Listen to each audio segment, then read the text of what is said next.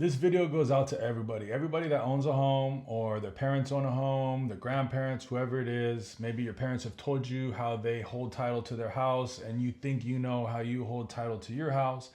But do you really know? Like, have you really checked? And when was the last time you checked? Do you know if there's a right of survivorship on your property? Do you know what happens if you pass away or someone else that's on title to the house passes away?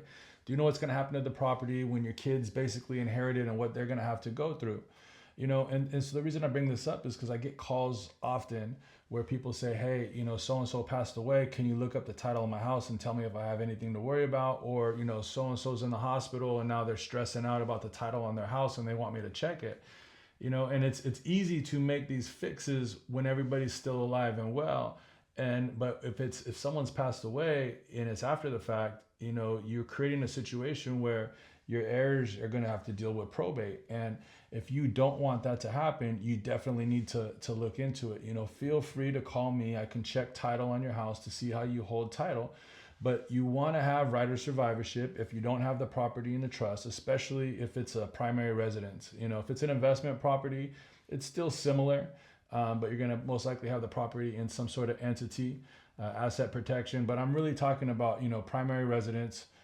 When you own a property, your parents own a property, you need to know how they own it. If people have deeded the property back and forth and they think they did it right, but they were really just getting bad advice, maybe they deeded, the brother deeded to the other brother and to the friend, and maybe they had, some of those people were married and their spouses never deeded off.